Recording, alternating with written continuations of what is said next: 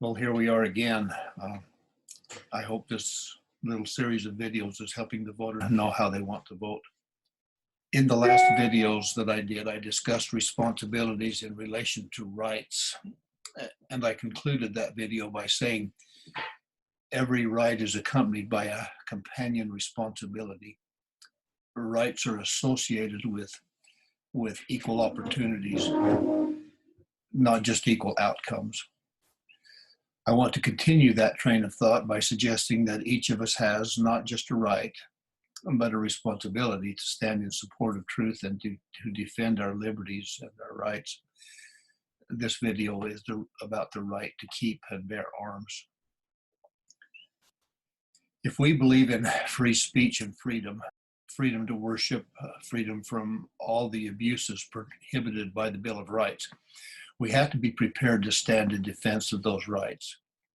The right of self-defense is one of those rights. In fact, it is the right that preserves all of the other rights. If we lose that right, I predict that we'll lose them all. If we're serious about self-defense, that probably means owning a gun. If you want to defend against a predator with a gun, you probably need a gun. And that's not to say that everyone has to have guns, but it is a right. In a previous video, I talked about the delegation of power to government. We delegate power to sheriffs to protect us, to protect our families, our property from predators. Some would have us believe that having delegated that authority, we no longer have it or even need it.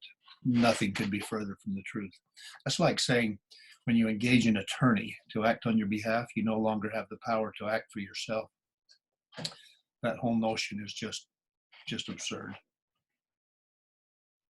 Sometimes protection is needed right now when the sheriff is 10 minutes away, or in my case, the sheriff is an hour away. It's interesting to look back at the statistics in America and note that crime is highest where gun restriction is the greatest.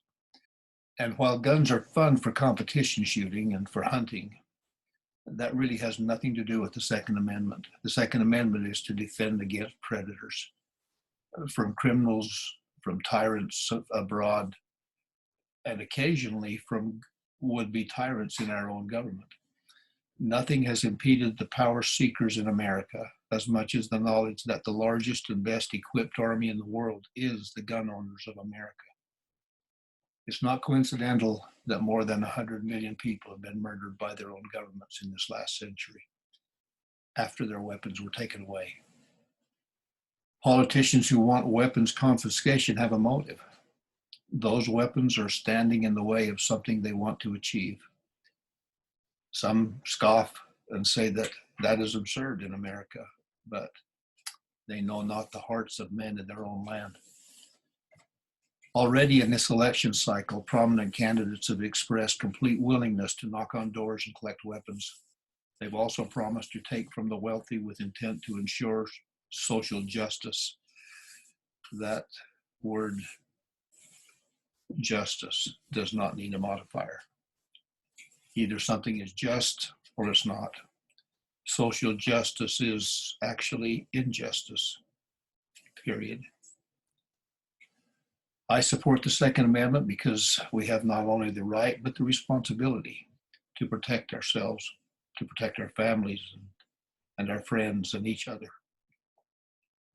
and all of the inalienable rights against would-be tyrants. My name is Doug Heaton. I'm running for Senate District 24. If you agree, if you like these videos, please like, share, please subscribe. In this Corona environment, it's very difficult to campaign. This is the only way that we can get this message to those who want to hear it. This is how I've chosen to help people understand what I stand for so they can make an informed decision at the ballot box. Thank you.